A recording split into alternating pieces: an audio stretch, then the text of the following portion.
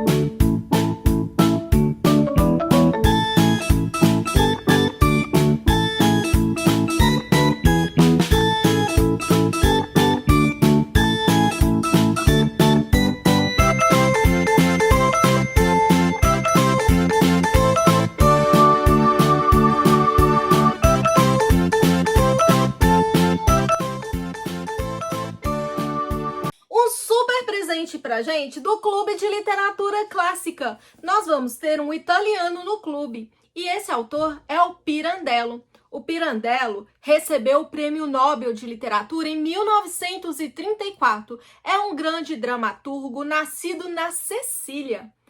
Orai pelo descanso eterno da alma do dramaturgo, poeta e romancista Luigi Pirandello, nascido a 28 de junho de 1867 e falecido no dia 10 de dezembro de 1936. Pirandello é um autor conhecido por mesclar identidade, dualidade, ficção e realidade, unindo a ficção com a realidade em uma só, como no caso do finado Matias Pascal. E aqui nós temos uma das histórias mais legais do Clube de Literatura Clássica, o finado Matias Pascal. Esse livro é tão bacana porque ele vai mesclar o absurdo tão presente do autor com a nossa realidade. Então nós temos um personagem muito próximo de nós, algo que pode acontecer com qualquer um.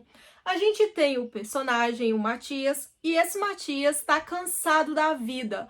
Ou seja, ele tem aquele emprego básico, a sua rotina básica, um emprego que ele não gosta, mas que ele precisa manter para cuidar da família, uma família que ele já não suporta mais. Então, sempre que ele volta para casa, ele sabe que vai ter as mesmas desavenças com a sogra que mora com eles e com a esposa. Cansado da vida, querendo mudar de ares, ele resolve fugir, vai para outra cidade e aí ele consegue se encontrar dentro de um cassino. Nesse cassino ele ganha muito dinheiro, mas no caminho ele já está pensando que ele vai ter que voltar para casa, lidar com a esposa, lidar com a sogra, certamente com a quantidade de dívidas que ele tem. A mulher vai pegar o salário dele para pagar as dívidas, não vai dar nem metade das dívidas e já está pensando nos pitacos que a sogra vai dar. Até que ele se depara com a notícia impactante. Ele morreu. Sim, exatamente isso. Esse alguém que morreu, morreu afogado há muitos dias, então o corpo estava quase reconhecível, exatamente os dias que ele havia sumido. E a família do Matias, que já estava procurando ele há algum tempo, reconhece o corpo como sendo dele. Então a vida dele vai dar uma guinada de 180 graus e ele vai ter a oportunidade de assumir uma nova identidade e viver tudo diferente. A capa de guarda do livro é muito bacana porque retrata uma foto de um personagem bem parecido com o autor. Há um filme de 2022 que retrata um pouco da vida e excentricidades do escritor, e eu vou deixar por aqui a capinha do filme para quem quiser assistir antes de ler o livro. O Matias Pascal é muito parecido com o Pirandello, porque o Pirandello também sofreu esse revés na vida. Ele era casado com uma mulher de muito renome, a Maria Antonieta, uma mulher de família, uma mulher de posses, e eles tinham minas de enxofre. Ele colocou todo o dote da esposa nessas minas e investiu muito dinheiro, mas as minas foram inundadas e eles perderam tudo que tinham. A esposa dele, então, entrou em surto psicótico ao ver que tinha perdido todo o dinheiro. E aí ele teve que gastar o dinheiro que ele não tinha para cuidar da esposa. E para que isso acontecesse, ele precisou escrever, ele precisou tornar-se escritor. Ele já era formado em literatura e filosofia, ele formou-se em Roma e ele resolveu escrever para algumas revistas. E foi aí, escrevendo para essas revistas, que nasceu o finado Matias Pascal como um conto de folhetim. Aqui a gente tem quase uma autobiografia dos acontecimentos, ou algo que ele queria ter vivido realmente. Talvez o Pirandelli estivesse também se sentindo muito cansado e com vontade de transformar a sua vida. Então ele colocou todos os seus afetos e desafetos nesse personagem, o Matias Pascal. O livro é todo ilustrado à mão livre e é um livro bem rapidinho de ler. O livro tem 222 páginas.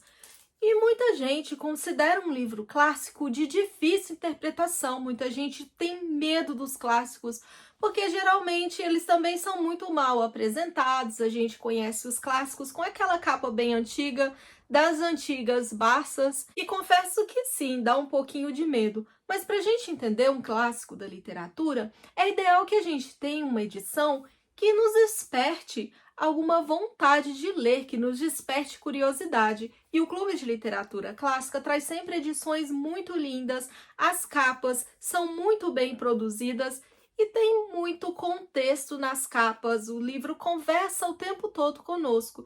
Desde as capas, as ilustrações, as folhas de guarda, os tons das palhetas que são escolhidas para poder fazer o projeto gráfico do livro. É uma leitura muito confortável. Por que eu digo que é uma leitura confortável?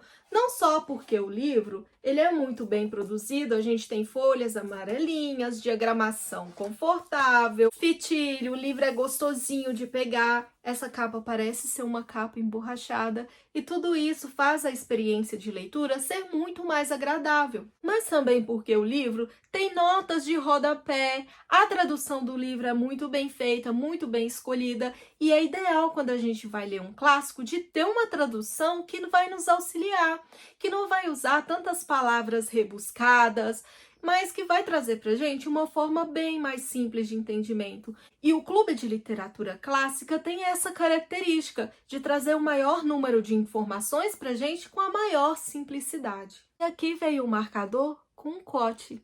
Estava morto, estava morto. Não tinha mais dívidas, não tinha mais mulher, não tinha mais sogra. Ninguém, livre, livre, livre. O que mais eu buscava? Luigi Pirandello, o finado Matias Pascal.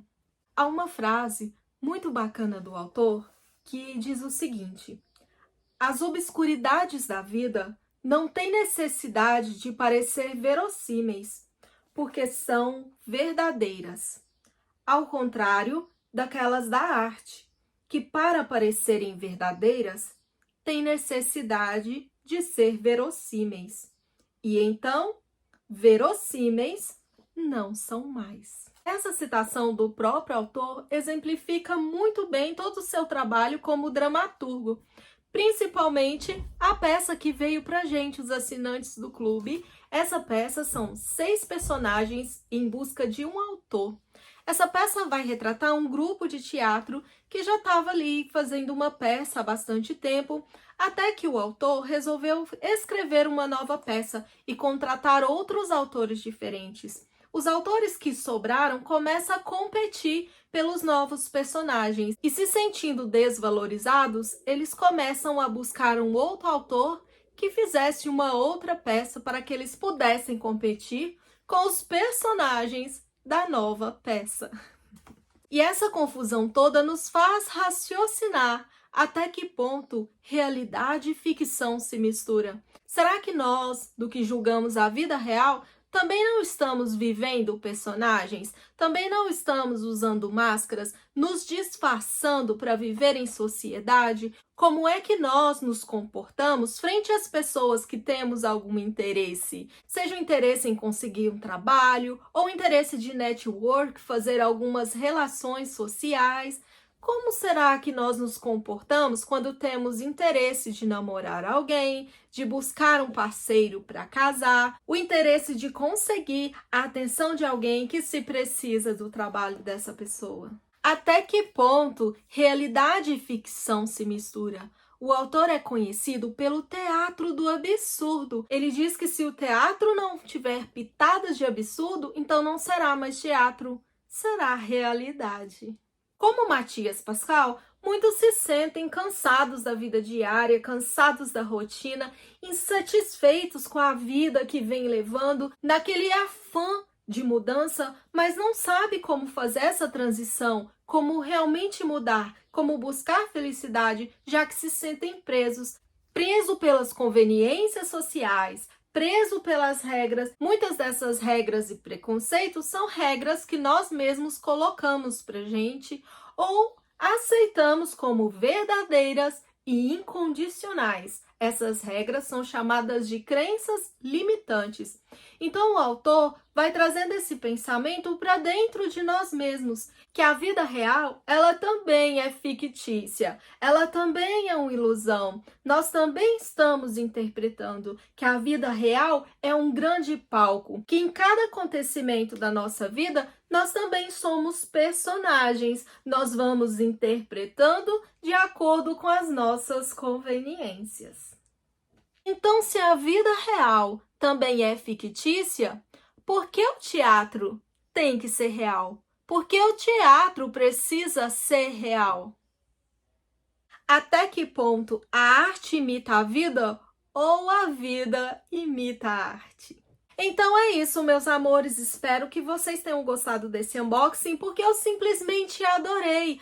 Afinal de contas, ler livros para entretenimento é muito bom, mas ler clássicos é indispensável para o nosso autoconhecimento, compreensão da vida e compreensão do mundo. E por isso, se inscreva no canal, ative o sininho para não perder nenhuma resenha, para não perder a resenha desses grandes clássicos da literatura. Vem fazer parte da nossa comunidade, trocar ideias com os leitores e interagir, para que o YouTube entenda que esses vídeos são relevantes e recomendem para mais pessoas. Vem ajudar a missão do Porta de Papel, que é espalhar literatura pelo mundo. Um grande beijo nas suas pálpebras lindas e muitas letrinhas de amor.